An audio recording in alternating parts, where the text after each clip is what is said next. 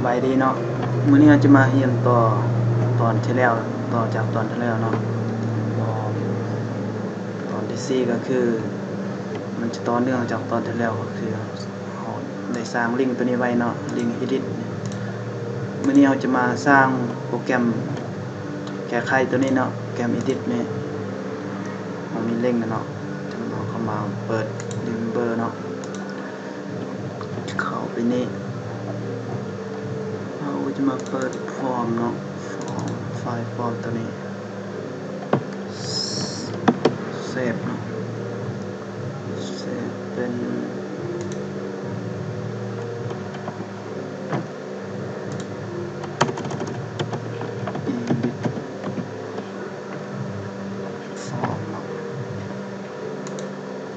edit form นี่เนาะจากมันเอามาเขียน PHP เลยเนาะเขียน PHP include เนาะinclude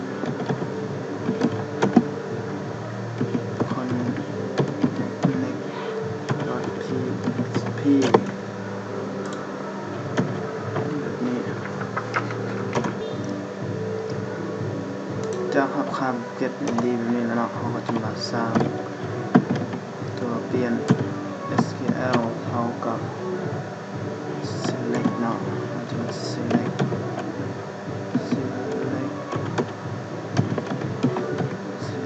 from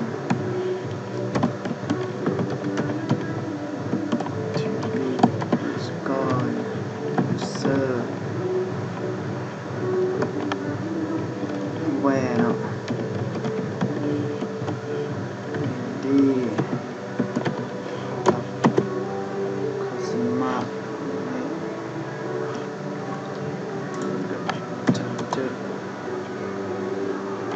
ต้องตัวเปลี่ยนเท่ากับตัวเปลี่ยนคอนเนาะคอยprepare SQL จำนี่แล้วเรามาสร้างเงื่อนไขifตัวเปลี่ยนถ้าว่าตัวเปลี่ยน true เท่ากับผิดเนาะ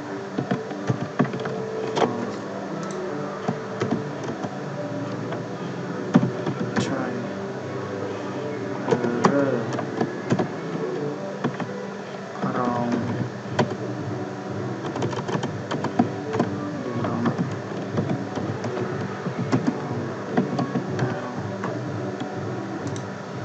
จำ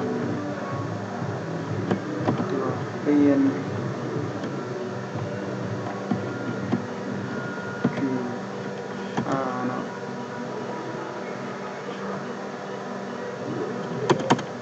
เปลี่ยน SQL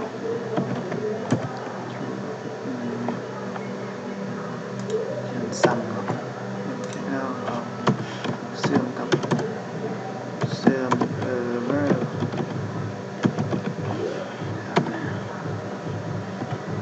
จำตัวเปลี่ยนคอนคอยerror just insert the error จากนั้นก็จำต่อถึงลงเนาะเพิ่มตัวเปลี่ยน QR คอยเป็นพารัมเนาะเป็นพารัมแล้ว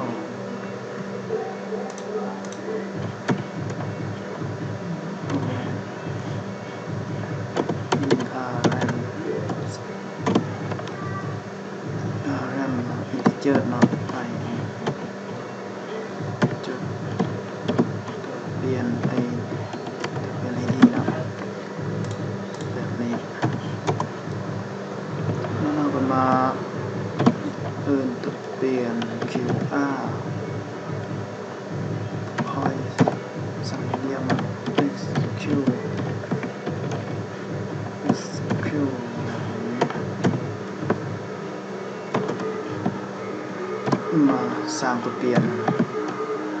rs เนาะเท่ากับเปลี่ยน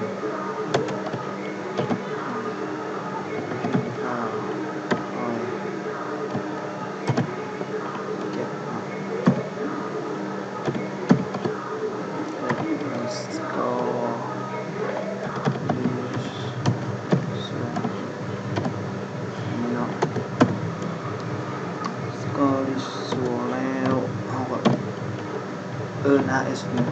ตัวเปลี่ยน rs คอย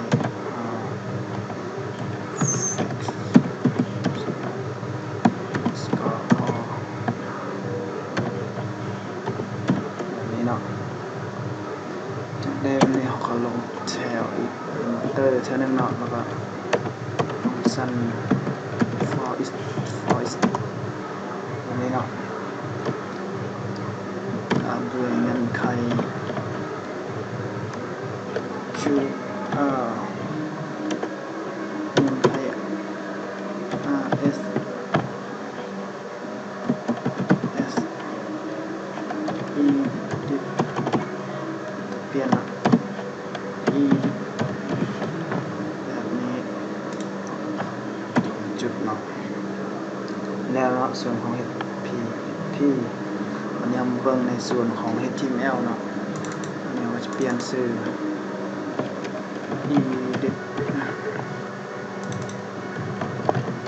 edit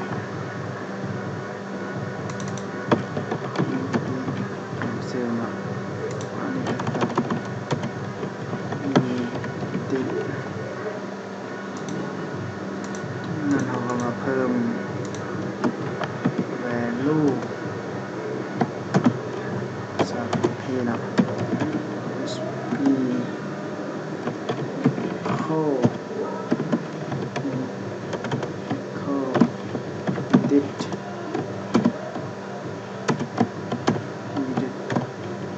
เอาครับ user name ครับเดี๋ยวจะมา copy เนาะ copy code ตัวนี้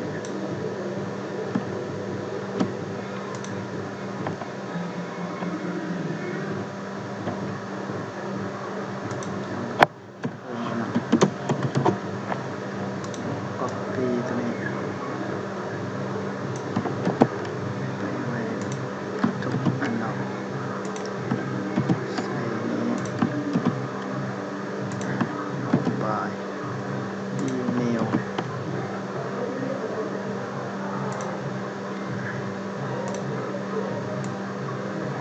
เอาไปใส่นี้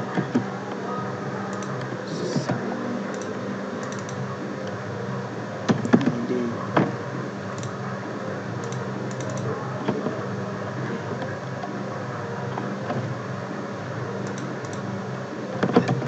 address เนาะ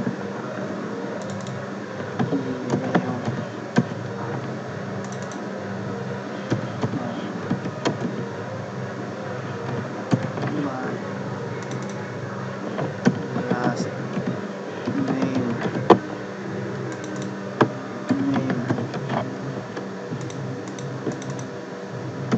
last word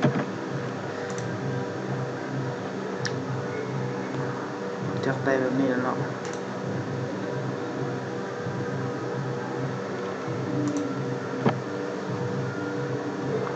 ได้แบบนี้แล้วเราก็มาเพิ่มอีกอันนึงเนาะคือ input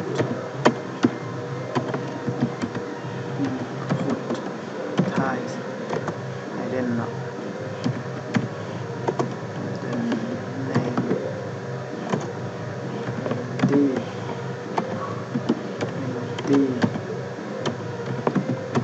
หลายตาเนาะ id เอากับ id value copy เนาะ value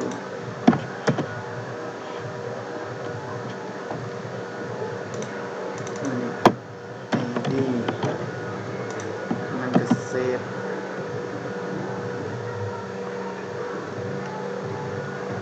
เราจะมาสร้าง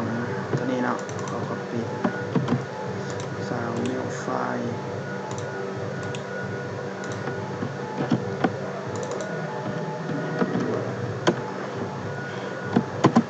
พิมพ์ ep เนาะ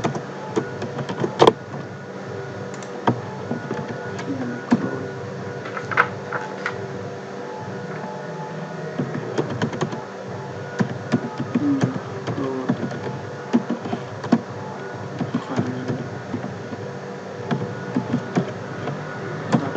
content.php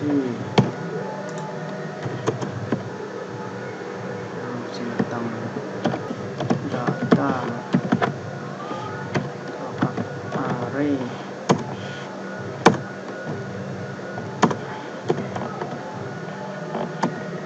นี่เนาะ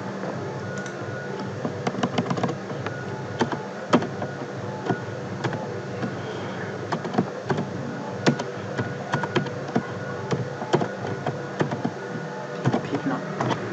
เท่ากับโค้ดแบบนี้จุดเนาะ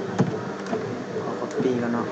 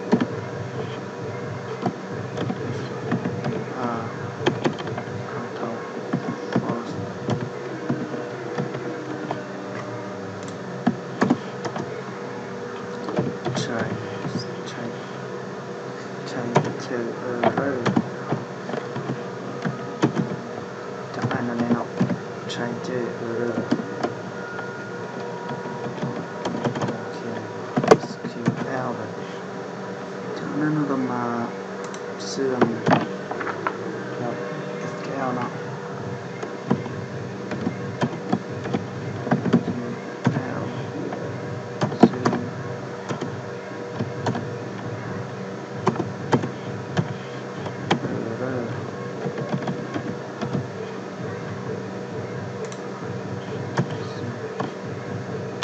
คอน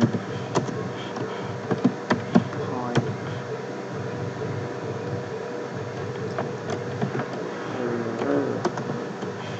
จุด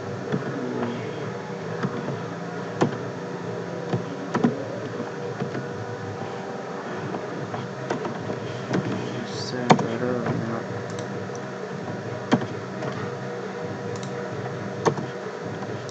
ต่อ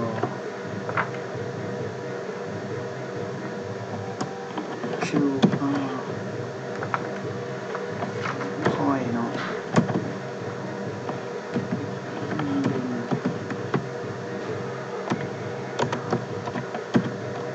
พาลิง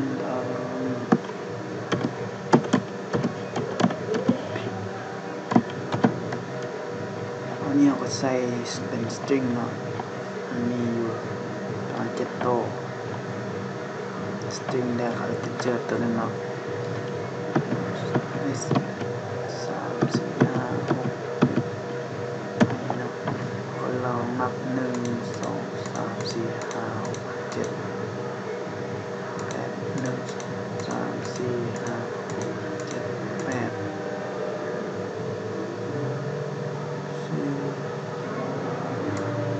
แล้วเนาะจุดเอิน data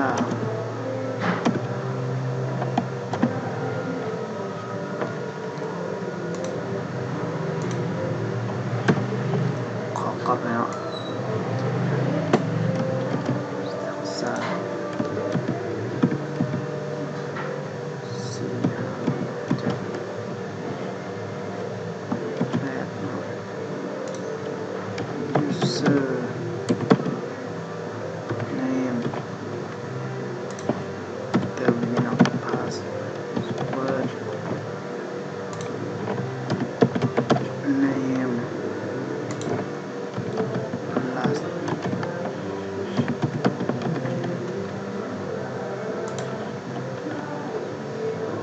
mobile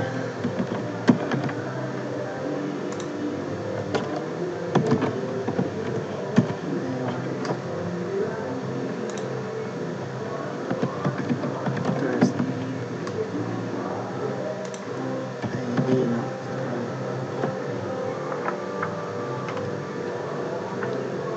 จะมาสั่งเรียกเนาะ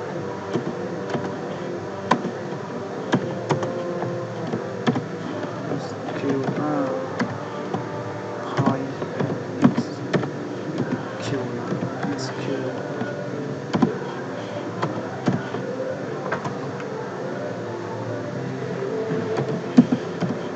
โค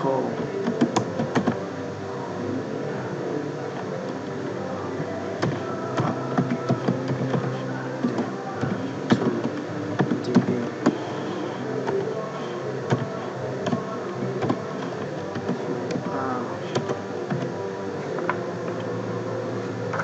to DB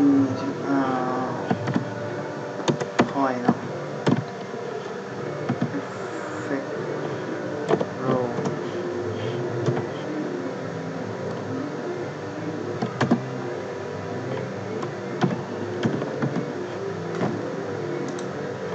จุด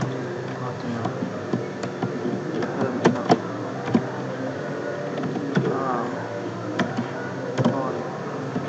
โทษสั่งปิดการเสียงต่อจากนั้นก็เซฟเนาะจะเอาพิมพ์โค้ดแล้วเนาะจะมาทดสอบโปรแกรม Edit เนาะว่าจะแก้ไขได้บ่กด Edit เนาะเปลี่ยนเนาะ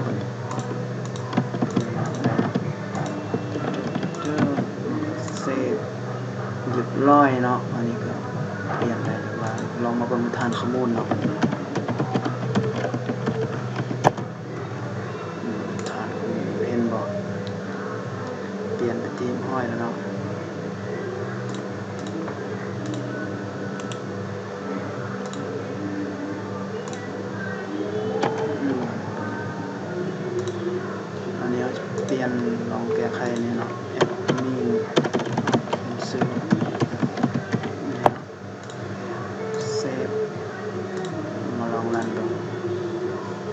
บร้อยแล้วเนาะนี่เราจะมาจบกับการตอนที่4เนาะก็คือตอนการสร้างไฟล์ edit หรือว่าไฟล์แก้ไขโปรแกรมเนาะเราจบเพียงเท่านี้เนาะเราติดตามตอนต่อไปก็คือจะสร้างโปรแกรม delete เนาะ